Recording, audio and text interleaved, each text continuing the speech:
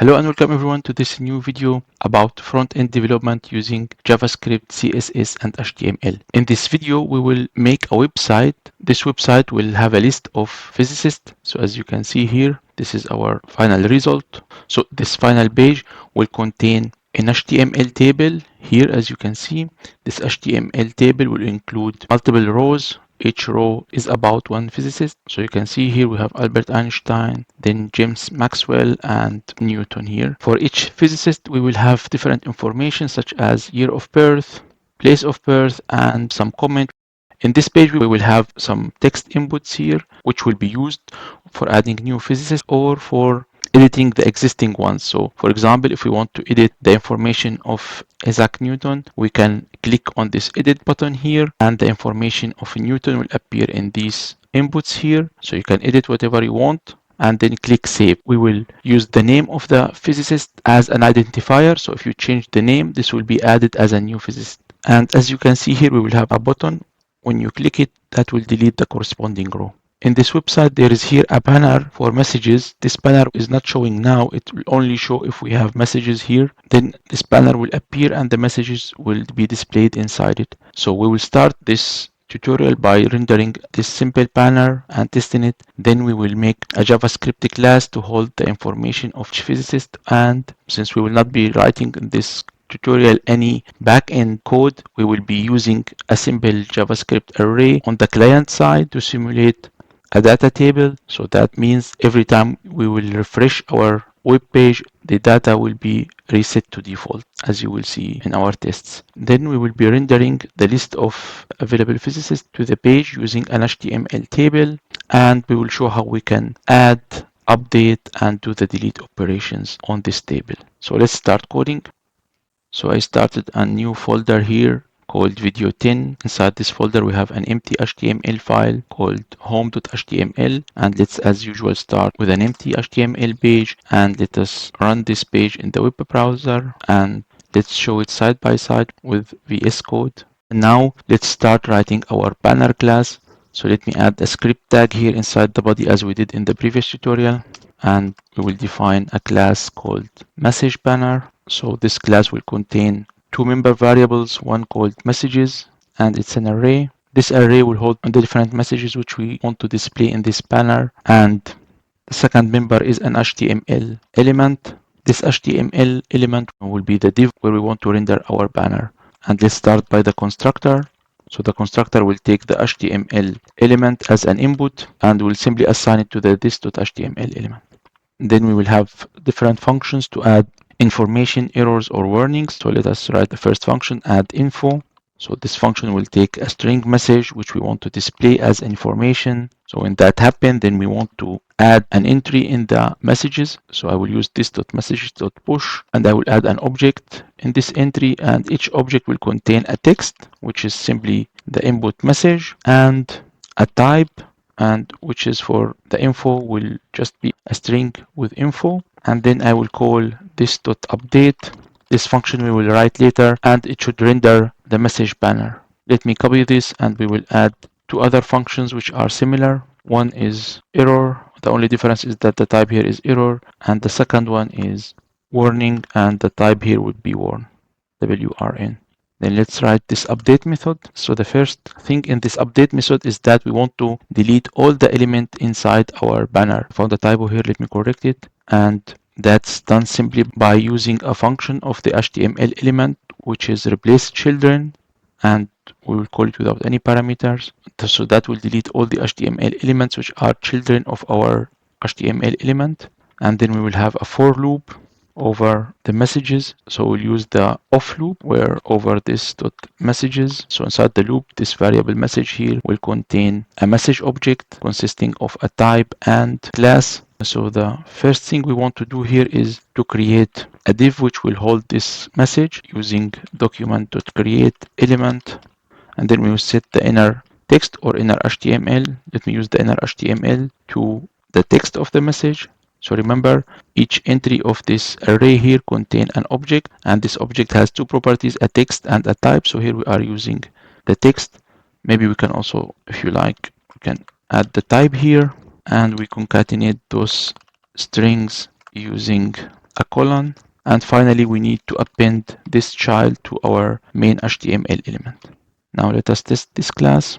So we need simply to define a banner, which is an instance from this class, and we need here to pass the div, which will be the root or the container of our messages. So for that, let me create a div here in the HTML page and let me give it an ID.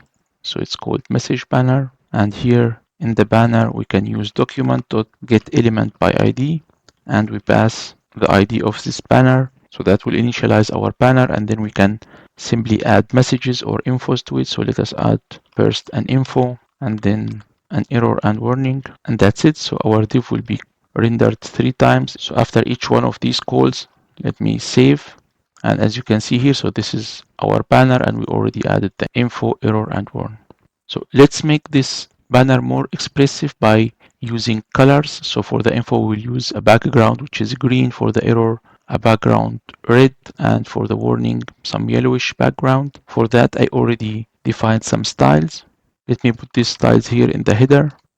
And now here on the update function, we can assign a style for the div based on the type of the message. So here I defined a variable called the class name. I will give it a default style, which is the info style. Then if the type is error, I will change it to error. If the type is warn, I will change it to warn. Very simple. And now we can assign this style using the property of the HTML element called the class name, and we will assign to it our variable class name. And now we don't need to put the type here, since that will appear in the background color. So you can see now we have our info green, the error is red, and the warn is yellow. So I think here I have padding, while in these two I don't have padding. So let me change the styles a little bit. So let's make this padding smaller, and let me copy it to the other two classes, info and warn, and let's save. And now they look very similar to each other. And you can see here also that I have a class for the container. So let's also use this. I will copy the name of this class, and in the constructor I will assign it to the this.html element. So you can see here we added a border just to show the classes here. Let me see if we removed all the messages. So for that, let me call a function called clear, and this function will simply clear all the messages. So we are assigning a new array to the messages array, and then call update. Now if we saved, you can see this border here is left, so we need to handle that.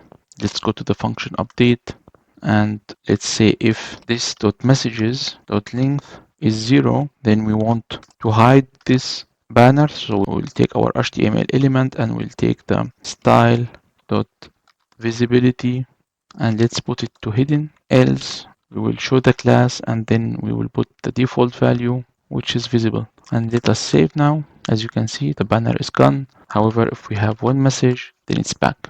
So you can see that the style are not that looking good here. Let me change that here. We don't need the width to be 100. We need actually to put the flex to 1. And you can see now that our warning will fill the width of the banner. And similarly, of course, if we will have an info and error. So that's it now for this class. What I wanted to do here is that to show you how we can put this class also in its own file, as we did in the style sheets, if you remember. So I will make here a folder. Let's call it GS for JavaScript, and then CS for client side, because this code will run on the browser. In the coming tutorial, we will have different folder, one for example for the server side code and one for the common code between both server and client. So let's add a new file here, call it banner.js, and it will simply contain this class here. And now if I save this HTML file here, we will get an error. So let me open the div tools. You can see that here we have that message banner is not defined because this HTML file does not see the JavaScript file. And to accomplish that, we will need to add a link in the header, and this link will be simply a script link with a source. So we can use this emit feature here, and the source would be the JavaScript client side folder and then the banner.js. And now let me save. As you can see now it's working again. And now let's make a data class for the physicist, and I will expect this class to be used actually in both client side and server side later. So I will add this folder called gscommon, and inside it let me add a file called physicist.js, and this class is simple, so it contains the 4 properties which we want for the physicist. So we have the name, the birth year, the birthplace, and the comment, and a constructor which will take these 4 elements and assign them to the member variables, and also an update function which will take only 3 of those. Remember, I said in the introduction that we want to use the name as an ID, so that's why in the update we don't need the name, because we assume that it will not be changed, and then this function update will assign the other member variables the corresponding inputs. And that's it for this class. Very straightforward. However, what I will put now here is the code to export this class. Remember that we want to use this class in the server side and in the client side, and the include is different between these two sides. So let me add the code for exporting this class, and I will say a few words about it. And don't worry, if you don't understand it, you can just use it as it is. Yeah.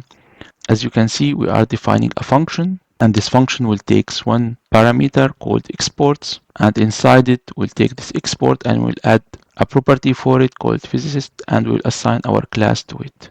And now directly after defining this function, you can see here by the closing bracket, we already calling this function. So this is called immediately invoked function expression. And as you can see, for the parameter export, we are using this expression here. So we are testing the type of exports.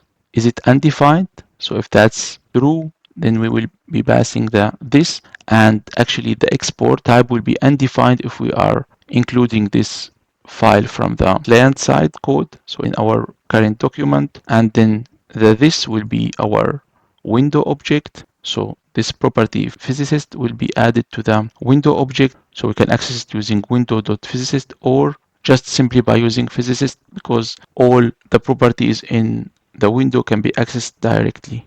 And now if the type of export is something else, so if it's defined, then we will take this export and pass it to the function. And that's the way how exports are defined for the server side code. We will see that later when we use Node.js and the required package there.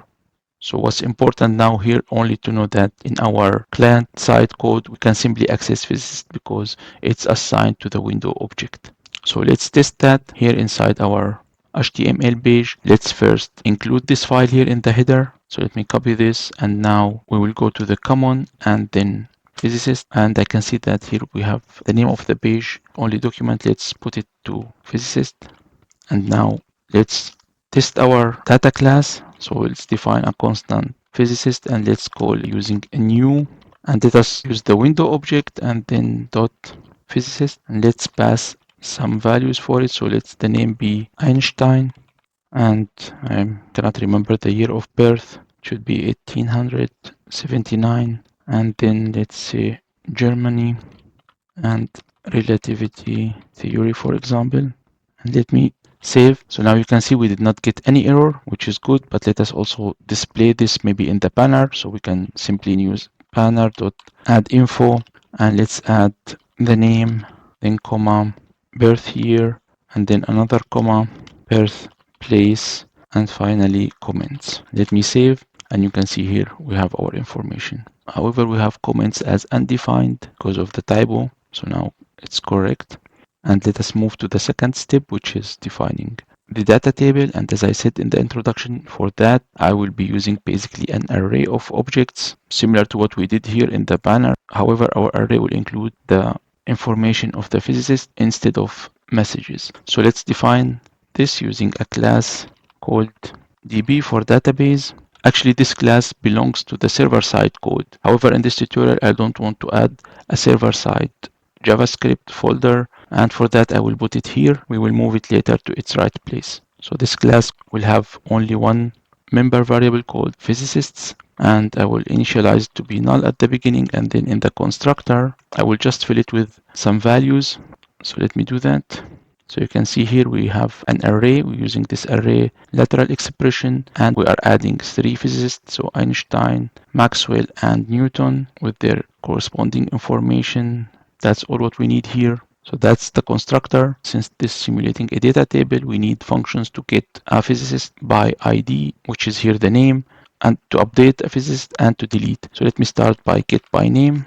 This function will take one parameter called name, and the first thing is simply to look inside the array. We will use this function find index, and this function would look into the physicist with the name which we pass here. And for that, we are using this arrow expression or called arrow function. So basically here we are defining a function. This function will take one parameter called ph, which is one entry of our list. Since we know that this will be a physicist and it will have a name, we can write simply ph.name, and we are testing it if it's equal to the input name here to this function. I hope this is not confusing. So what's important here to know that this function find index is taking a function as an input. And this function should return a true or a false depending on the comparison which we want to achieve. This is equivalent to writing function and just using this parenthesis and then here surrounding code with curly brackets. However, here we want to return a boolean, which is the result of this comparison here. So I don't know if this is clearer for you. Let me use this first and then we can switch back to the arrow function. So this arrow function is introduced in 2015 also. Let me add the rest of the code here. So what's left is easy. We are checking the index. Is it larger or equal to 0 and less than the length of our array? So we make sure that we are not out of bounds. So if that's okay, then we will return the entry idx, and if not, so we'll return a null. And that's it. Let's test this function. And for that, we first need to instantiate the db class using the new keyword. And let me now comment this. Now we can call simply db.get by name, and let me copy one of these names here. Let's say Einstein, and that should return for us a physicist. So let me define a const here, ph, as we were doing before, and we can actually use this info here, and that would render the information of Einstein.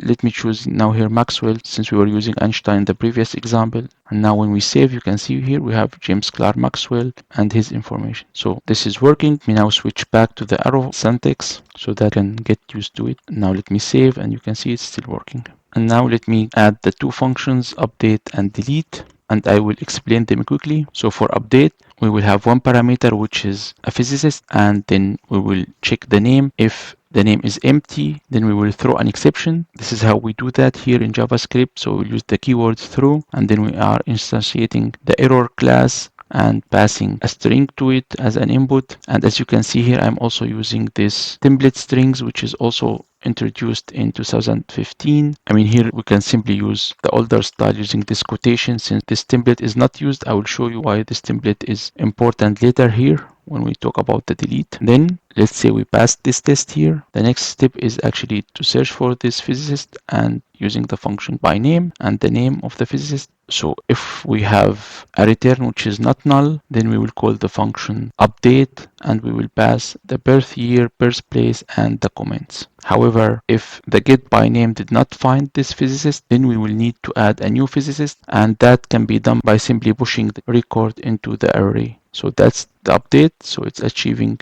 actually two things, an add and an edit.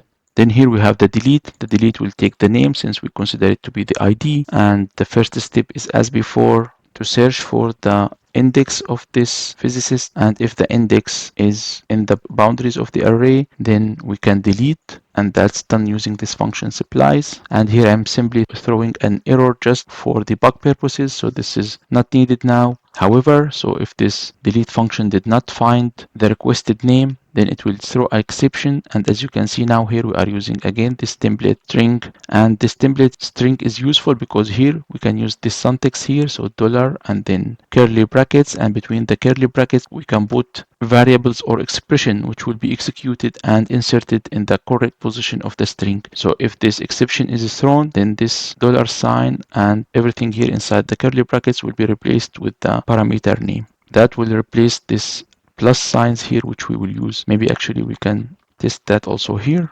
So let me change this to template expression by simply using this character here. And then of course we don't need this add and quotation all the time. But of course we need to add for each expression the dollar sign and the curly brackets.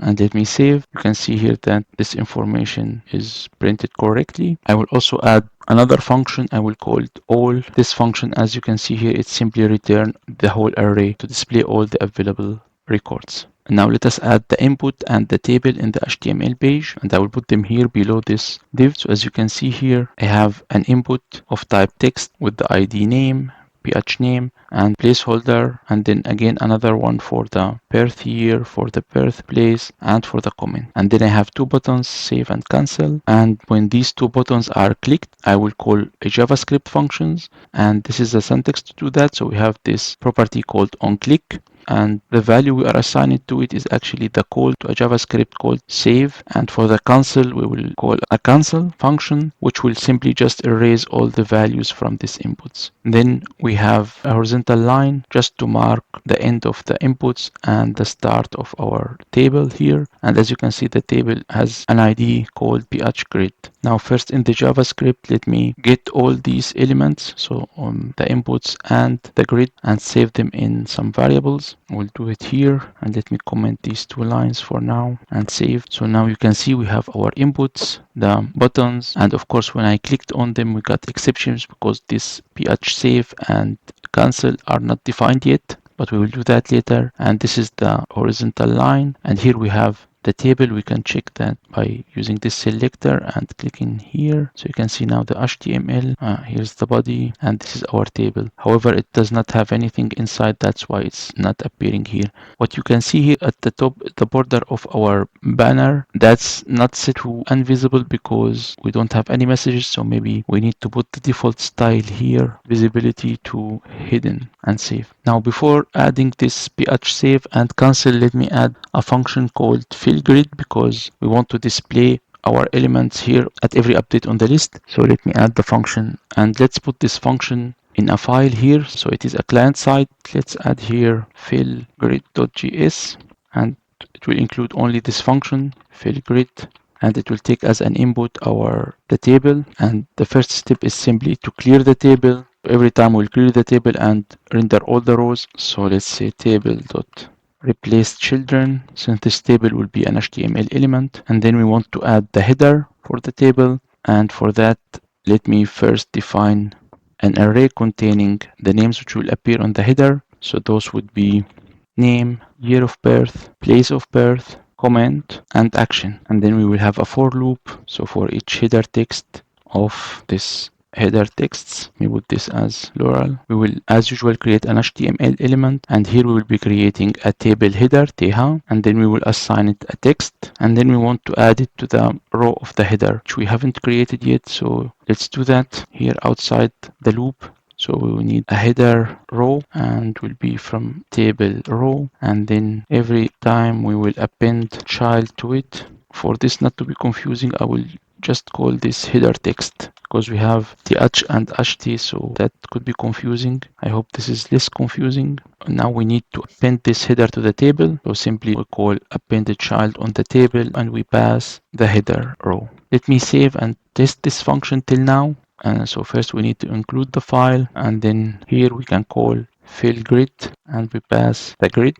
So you can see we're already having the name, year of birth, place of birth, comment, and action, which is nice. Let's continue. So the next step here is to render the information of each record, and for that we need another loop which is very similar to this one. So let me paste the code for it. So you can see we are looping over the physicists, and we need this as an input also here, and this will be passed from the database .all. So we want to list all the physicists, and then back here we are looping. So each time we take one physicist and we create a table row, and then we are looping over the properties. So remember, for looping over the properties we use the in, while for looping over array values we use this off. That's the only difference here. And then for each property, so these properties will be name, year of birth, place of birth, and comment. For each one of them we create a table data element, and then we assign the text to that element from the property. So this property will be name. Then we are getting from the physicist the name property value, and that will be assigned here to the inner text of the TD, and then we append the TD to the row. And of course we need to append the row to the table. Now I saved. You can see we got 3 physicists rendered here. What's left to do is actually adding these action buttons here. So let's do that. So those will be added per physicist, so we need to put them here. First thing to do is to create the table data,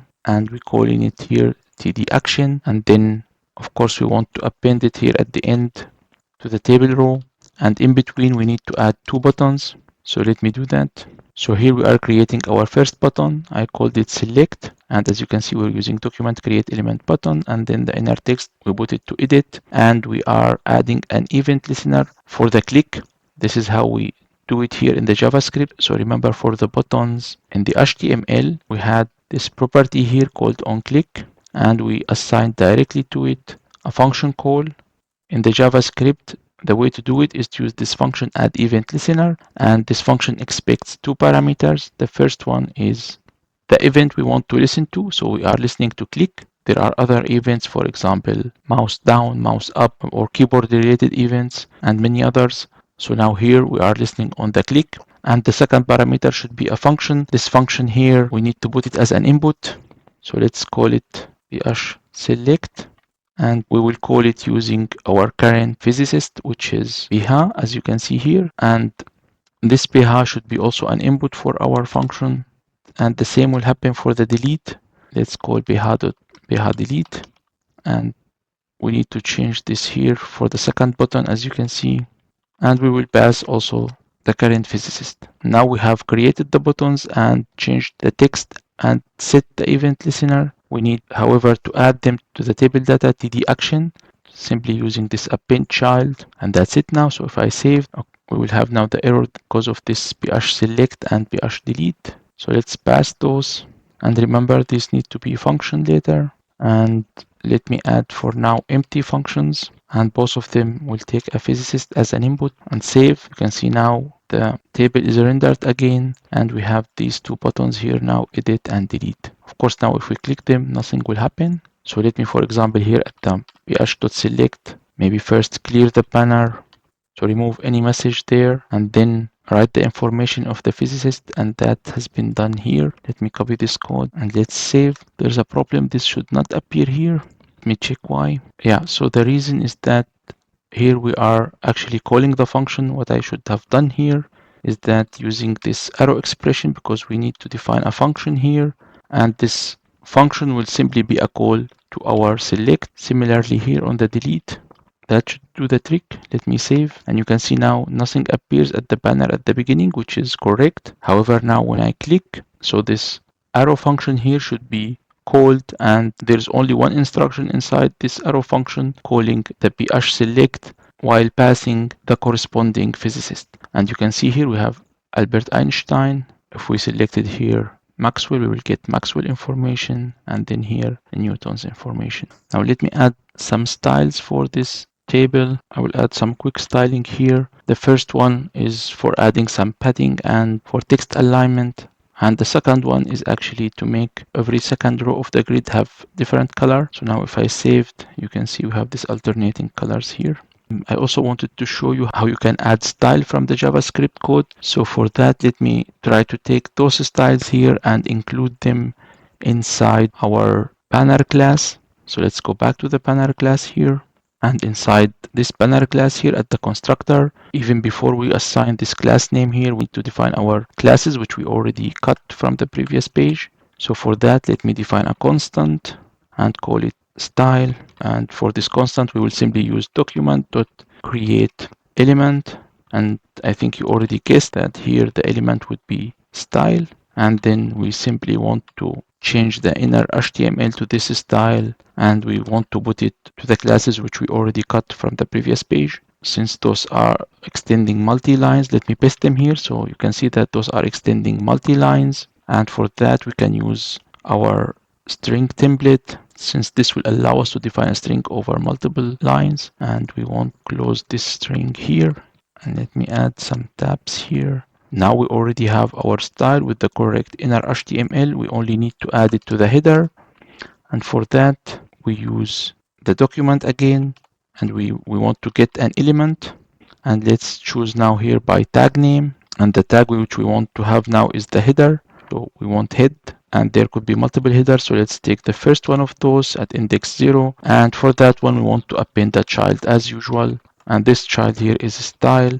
And now these styles are available, and we can use them, for example, here or also on the rendering. Let me save this and the HTML page, and let's test this by clicking and edit here. You can see that we already have the styles working. The final thing I want to do in this tutorial is to add the functionalities for these 4 buttons. So the save, cancel, edit, and delete. So for the edit and delete, we need to change these 2 functions, the ph select and the ph delete. So let's start by the select. So the first thing we want to do in the select is, as usual, to clear the banner, because we want always at each action from the user to start by a clean banner, and then if many errors happened or many infos need to be displayed on this action, we will be displaying them here. So that's why I will actually even put this clear here on the click of delete and also later on save and cancel. So the select event handler is very simple. It will only take the information of the physicist and put it in the corresponding HTML inputs. So this is very straightforward. So we already have this ph name, birth, year, and place and comment already here defined. So we are getting them by ID from the document. And as you can see, actually there will be most likely here no messages added to the banner, but let me keep this as it is.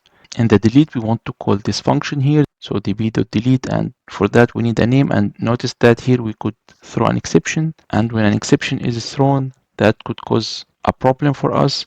Let us first call this function. So we have already an instance of our db, so let's call the delete function, and we will be passing the ph.name. And now let me do the delete. You can see nothing has changed, because actually after each change on the db we need to re-render our grid. So for that we need to call this function fillGrid again here, and let me save. Now if we deleted Einstein, you can see it's removed, but I mean we will not here get an error most likely, because passing the name of the physicist is done automatically inside this parameter of delete, which we made it correctly. However, to simulate an exception, we can simply add here in the call something on the name, and now the name will not be found, and the function delete here will raise an exception.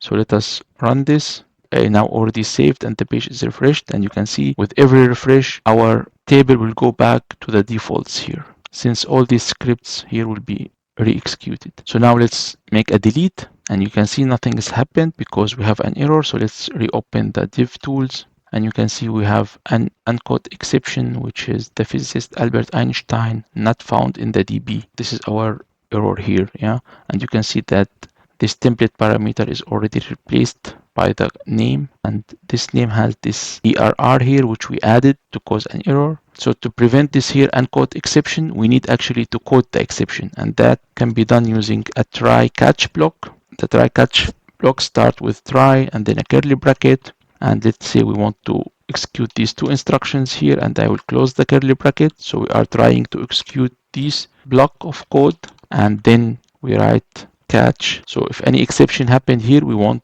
to catch it, and let's give a name, maybe err or ex for exception. And now if an exception is thrown, as has been done here, this ex will be assigned the error, and then we can add a message.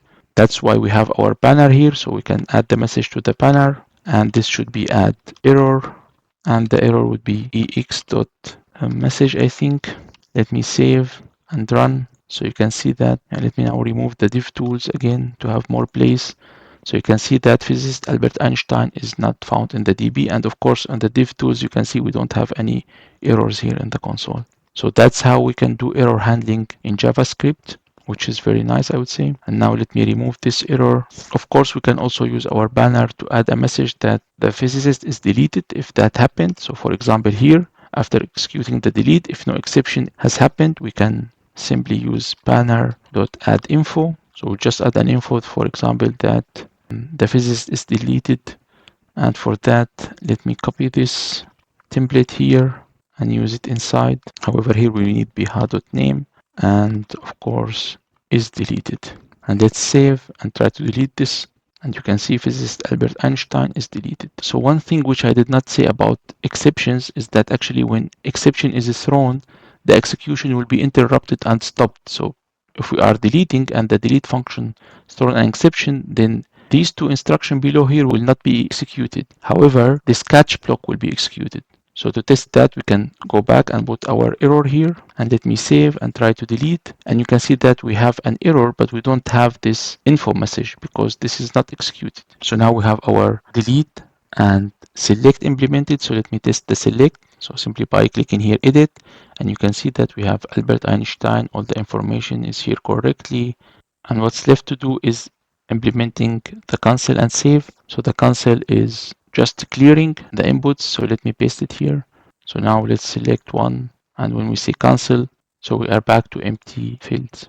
And now the save function is also very simple. It will be called when we click this button save.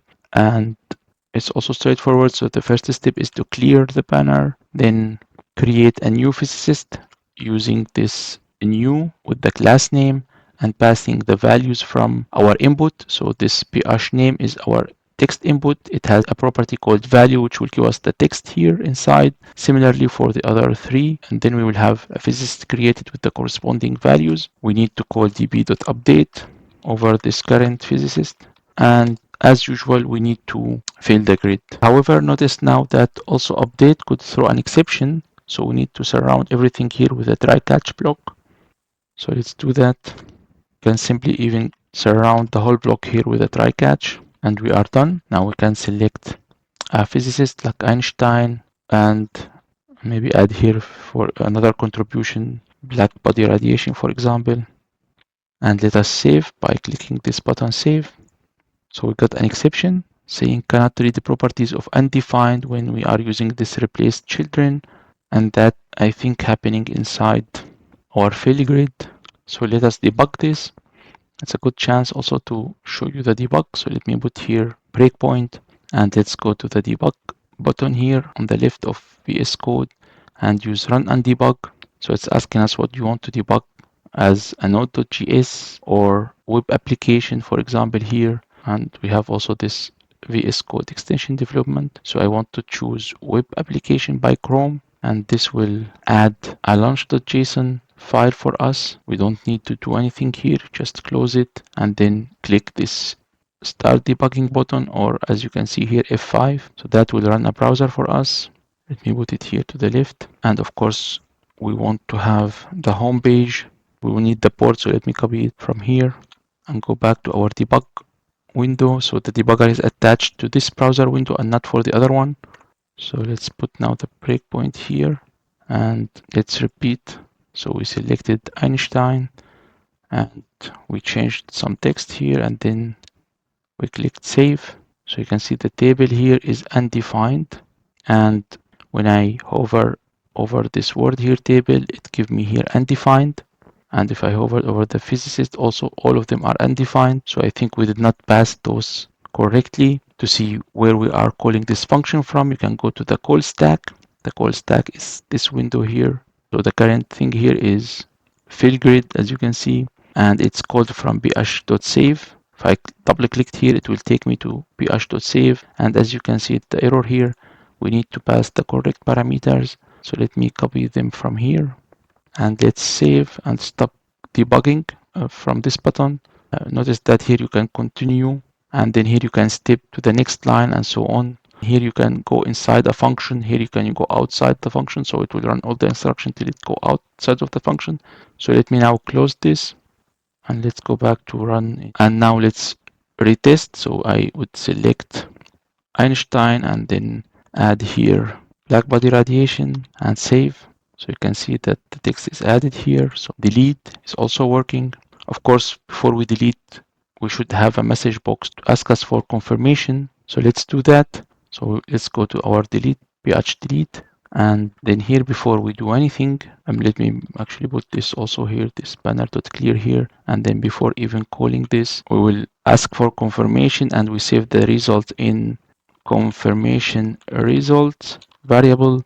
So the confirmation in JavaScript is simply just writing this command confirm, and here we have a message. Are you sure you want to delete? And maybe we can add a name of the physicist. So let me use this template expressions as before and have the name of the scientist here and then a question mark. So this will return a result for us. If it's false, we don't want to do anything. So let's say if not conf result, then return. That means don't continue executing this function. Let me save and now go to the delete. So you can see here we have a message. Are you sure you want to delete Albert Einstein? I can see a typo here. So if I said no, nothing will happen. Okay. If I repeated that maybe now for Maxwell and I press OK, you can see that the row is deleted. So one thing we have not tested yet is adding a new physicist. So let me add one. For example, Heinrich Hertz. Let me check the birth date. It should be 1857, and he's born in Hamburg in Germany, and he has contribution in electromagnetic waves. So let me save, and you can see now we have one more field here. Maybe we can also add a message after the save here, similar to what we did at the delete. We'll say that physicist is updated or added, of course. Let's save. Let's add Faraday here. So I have the information already prepared. And let me save. So you can see Faraday has been added here, and we have our message that this is added or updated. So of course, if I save it now a second time, it's being updated. Yeah, you can do anything here. I don't know. And let me save. So you can see that this extra info has appeared here. So to avoid that, we can click this cancel, and I don't know what would happen if we click the save. Yeah, so we have name cannot be empty. So that's exception is thrown somewhere in the update function on the DB and being caught inside the click handler and displayed correctly here. And that's all for this tutorial. I hope you enjoyed it. Please don't forget to subscribe and like, and I hope to see you in the next video. Bye.